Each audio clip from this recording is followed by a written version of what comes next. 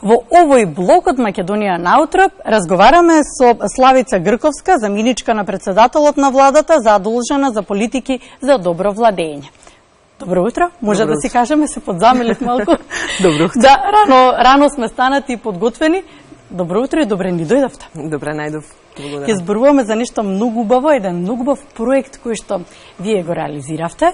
Ќе започнам со тоа дека група средношколци беа гости во владата, беа во функција замислена како членови на владата, владина седница, па верувам дека има и заклучоци од таа владина седница. Како изгледаше оваа посета? Па беше прекрасно, можам да кажам. Јас сум воодушевена од зрелоста што ја покажаа средношколците, од сериозноста на темите што ги одбра, од зрелоста на заклучоците и од целиот пристап, начинот на кој што пристапија кон целата идеја и како ја реализиравме. Прилично умешно влегува во улогите. Дури можам да кажам дека им се бенди са многу и на крајот побара и прашаа кога ќе биде втората седница. Меѓутоа, за нас, за мене лично, за мојот кабинет беше важно да го слушнеме оно што младите сакаат да го кажат и токму и заради тоа активностите што кабинетот ги превзема во еден добар дел во програма која што се однесува на младите во државата. Оваа активност беше реализирана и јас сум благодарна на УСАИД кој што ја прифатија идејата во рамките на проектот за граѓанско учество, преку кои се организирани, во кои учествуваат 240 ученици, 180 директори, професори, вработени во училиштата, беа организирани кампови, меѓу исто така и работилници за професорите, за зајакнување на свеста за корупција и што значи корупцијата, меѓутоа исто така и работилници за младите за зајакнување на свеста за тоа што значи корупција за средношколците во суштина. Беа опфатени 7 средни училишта од цела држава и со оглед на тоа што ефектите се прилично добри, прифатени се и од страна на вработените, и од страна на учениците, меѓутоа и самиот факт дека е исклучително важна тема за државата, ние понатака ќе продолжиме со таквите активности. Зошто? Затоа што сметаме дека прашањето, покренувањето на прашањето за интегритет и колку е важен интегритетот на секој човек, треба да започне да се зборува и да се гради уште од најмалата возраст. Средношколските денови сметаме дека се идеалната возраст, заради тоа што се тоа ученици кои што за многу брзо време ќе бидат на позиција да одлучуваат, да бидат, не знам, директори на фирми, да бидат министри, градоначалници, советници во локална самоуправа, да одлучуваат за прашање кои што се од интерес на државата, а во основа на секој успешен човек и во основа на секој демократско општество е важно да се базира на интегритетот како еден од основните постулати за личните вредности што секој од нас би требало да ги носи. И младината се олицетворение на општеството. Е многу интересно да се слушне сега добро. Кои прашања вице-премиерке ги отворија средношколците? Кои теми ги отворија? Која е нивната перцепција, ете, кога веќе ќе седнат во столчето, да бидат на местото на некој министер и да постават прашање и така. Како изгледаше таа владина седница? Па, има они задача да се одберат премиер и да се одберат министри, ресорни, и премиерот да биде тој што ќе води седницата нормално, како што и вообичаено бидува. Првото прашање беше прашањето за корупција. Вистина. И тоа само зборува и е сериозен сигнал за сите нас дека корупцијата е нешто што не може да се толерира и не сме да се толерира. Пораката од младите беше нема толеранција за корупција. Дека нулта корупција е тоа што би сакало да се постигне, би сакале да го постигнеме во општеството, се разбира.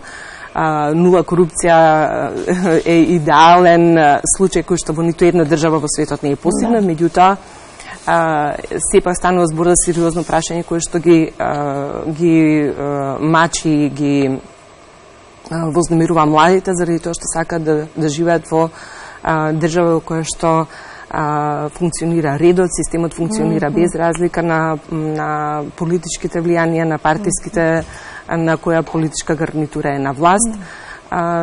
Зборува за состојбите во здравството, дека по секоја цена состојбите во здравството и во образованието треба да се подобрат. Во образованието во смисла да се намали партиското влијание, заради тоа што за нив представува сериозна пречка и за учениците и за наставниот кадар. За здравството побара стратегија, побара акцијски план со кој што ќе се реализира стратегијата, побара правично општество, подобра социјална држава, здравство и образование достапно на сите, меѓутоа со квалитет кој што секој граѓанин го заслужува, побара добро владење и имајќи предвид дека младите, ако во минатото си одеа, една од главните причини зашто си одеа од државата беше заради екзистенцијални прашања, најголемиот дел од младите кои што се заминуваат од државата изминативе 15 години, би рекла, е заради тоа што едноставно нема ред и дека системот не функционира. Да, сакаат организирано општество и сакаат системот да функционира без партиски и политички влијанија од страна. Може да заклучиме, верувам и вие сте со тоа воодушевување дека имаме една здрава младина, која што добро резонира. Да, јас верувам дека сте воодушевени. Да, јас да бидам искрена сум пресреќна заради тоа што, како што реков, овие се млади луѓе кои што треба да бидат носителите на новите промени на новото време, на подобрата иднина и на кои што едноставно ќе остане делот од обврските за градење на подобро општество, на подемократско општество, едноставно внесување на позитивните промени кај секој од нас во сите пори на нашето живење. Почувате една кампања со порака слоган "Зависи од мене и од тебе". Со вашите активности сакате посебен фокус да ставите на младите во државата. Како ви е план? Тоа е кампања, во суштина е мото, под кое се одбиваат неколку активности, повеќе активности што мојот кабинет ги работи. Еден дел се младите, другиот дел се антикорупцијски политики, дигитална трансформација на општеството. Младите се посебно во фокус, меѓутоа сакам да истакнам дека главната поента на кампањата е дека во какво општество живееме зависи од секој од нас. Секој од нас би требало да биде одговорен во оној дел, во оној капацитет на позицијата што ја има.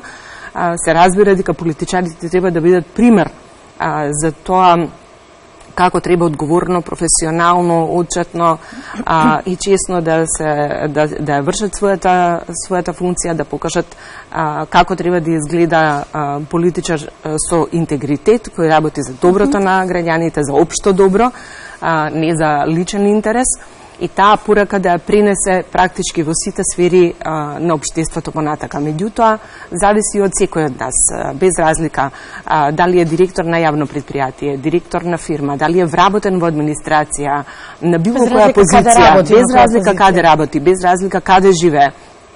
Има некои постулати за кои што сум убедена дека сите ќе се согласиме дека мора едноставно да ги имаме како вредност во секој човек. И затоа главниот фокус се младите, заради тоа што уште на овие години сметам дека би требало да подигнеме свесноста и едноставно да зборуваме за оние вистински вредности кои што некако во овие сите години на транзиција и обременети со многу да кажем политички тешки политички предизвици некако ни се изгубија и мислам дека ако сакаме да ги вратиме вистинските вредности во општеството, почетокот на кампањата заедно со младите е вистинскиот начин како да почнеме да влијаеме на тоа и да се шири пораката дека тоа се вредностите кои што би сакале сите да ги имаат, и затоа сум уште повеќе среќна заради средбите што ги имавме со младите до сега, затоа што гледам дека сме на иста линија и дека е тоа и што младите го очекуваат и го сакаат. Организирано општество всушност би значило и насока на младите. Да речем. Да. Отвараме на друга тема. Навистина една тема за која што многу малку се зборува. А вие решивте отворено да зборувате за тој проблем и да посветите малку поголемо внимание. Сега малку повеќе ќе ни објасните. Спречување на корупцијата во спортот. Да. Што ве насочи кон овој проблем што реално е проблем, но не се зборувало толку за тоа? Да, одлучивме да покренеме, да го отворено да зборуваме за корупцијата во спортот, и тоа беше препознаено од сите дека за прв пат, особено од некој од владина структура, отворено го отвара прашањето, да се разговара за тоа. Во принцип, тоа е начинот на кој што јас функционирам цел живот.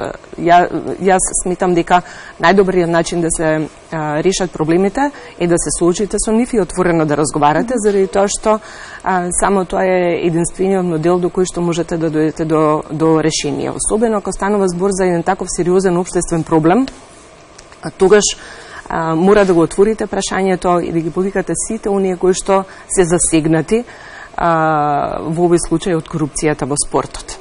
Ние организиравме до сега 2 конференции. Корупцијата во спортот како еден од главните проблеми е препознаен од Обединетите нации. За прв пат во програмата на Обединетите нации е ставена корупцијата во спортот како еден од главните проблеми, еден од главните прашања кои што на светско ниво би требало да се решава и да се повнимава повеќе. И заради тоа и соработката со UNODC, со кои што овие активности ги правевме до сега, а и понатака ќе продолжиме да ги правиме во иднина. Ги споменавте конференциите кои што ги организиравте. Добро, предпоставам дека спортски работници, спортисти беа присутни. Имате ли соработка со нив во делот на отвореноста, отворено да зборуваат за овој проблем? Сакаат ли да кажат што реално се случува? Да, јас сум многу позитивно изненадена што кога пративме поканата за првата конференција се однесуваше на корупцијата во спортот, како таа влие на младите таленти. Ние поканивме спортски работници, поранешни спортски работници, спортски клубови, спортски федерации, спортски новинари.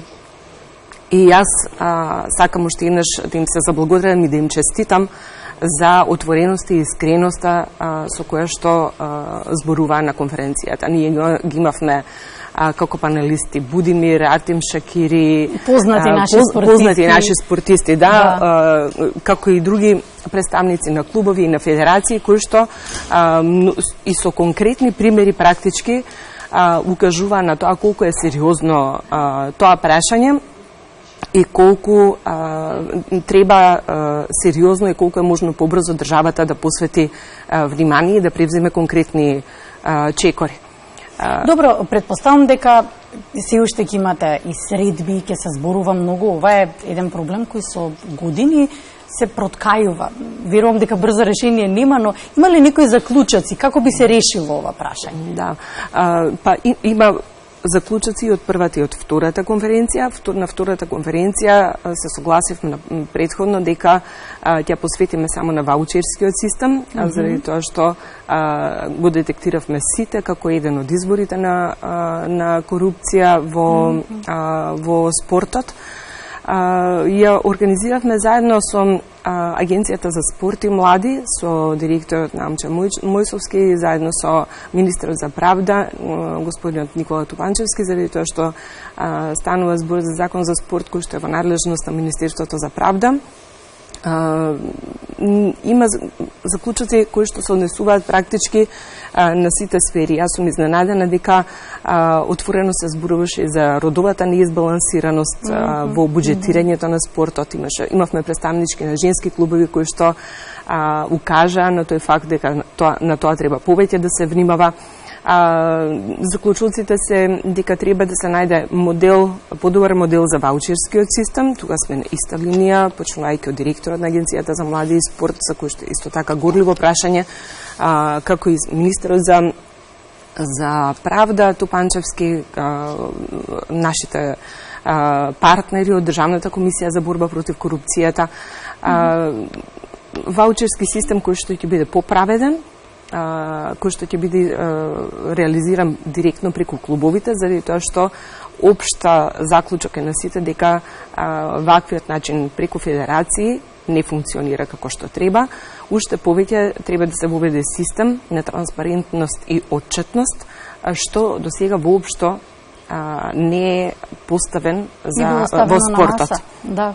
Воопшто не бил поставен за спортот. Транспарентно и отчетно работење на спортските клубови и федерации едноставно е неминовно да се направи колку е можно побрзо во новите законски решенија за спорт, заради тоа што сите ние, вклучително и спортските работници, спортските клубови, спортските федерации уште повеќе, треба да бидат свесни дека како што од секој од нас се бара отчетно, транспарентно работење во делот на финанси и генерално, тоа истото важи и би требало да важи за спортските клубови и федерации. И тоа е еден од заклучоците, дека тоа ќе биде една од измените, што е суштинска, би рекла, ваучерите да бидат врзани за реалните извештаи, што до сега не достигале, и за тоа на вистина на каков начин, дали наменски се потрошени средствата за кои што се доделени ваучерите, заради тоа што и до мојот кабинет, и до Агенцијата за млади и спорт, и до Државната комисија за борба против корупцијата доаѓаат документи во кои што се гледа очигледна злоупотреба на средствата за ваучерите, кои што се знае за каква намена се даваат, се употребуваат за нешто сосема поинаку, и тоа е нешто што неминовно мора да се спречи и да се измени. Вице-премиерке, многу големо внимание посветувате на младите, особено и воопште активности и проекти. Па сега ќе искористам 12 август доаѓа како меѓународен ден на младите. Ке сакате ли да искористиме на крајот од овој наш разговор да испратите нека порака до младите? Па, како што реков, младите се надежта на оваа држава. Тоа не е некоја флоскула, меѓутоа зрелоста што ја покажуваат младите во сите овие активности што ги имаме заедно со нив, мене ми дава за право да заклучам дека имаме иднина со начинот на кој што размислуваат денешните млади. Младите треба да бидат оние кои што ќе го донесат просперитетот, ќе влијат на позитивните промени, имаат шанса да го направат општеството модерно, демократско, да внесат позитивни промени во сите сфери на општеството. Во таа смисла, ние со UNDP имавме одредени активности, снимавме и спот да испратиме порака до младите за тоа што за нас представуваат младите и што очекуваме од нив. И да бидам искрена, моите очекувања се многу големи, заради тоа што се многу поотворени, многу по-неоптеретени, би рекла, со стереотипи, и имаат шанса со оглед на тоа што живеат во околности, живееле во околности многу поразлични од нашите, имаат шанса кога светот им е на дланка, информациите што ги примаат од секаде од светот може да ги искористат за би рекла за добро на сите. може да направат информациите што им доаѓаат од светот, може да направат, им помогнат да направат разлика за тоа што е добро, а што не, заради тоа што сите искуства се во некоја рака добри и за тоа како не треба, и за тоа што е лошо, да учиме од лекциите за тоа како не треба да постапуваме и што не треба да правиме, и за тоа што се добри практики што би требало да се применуваат.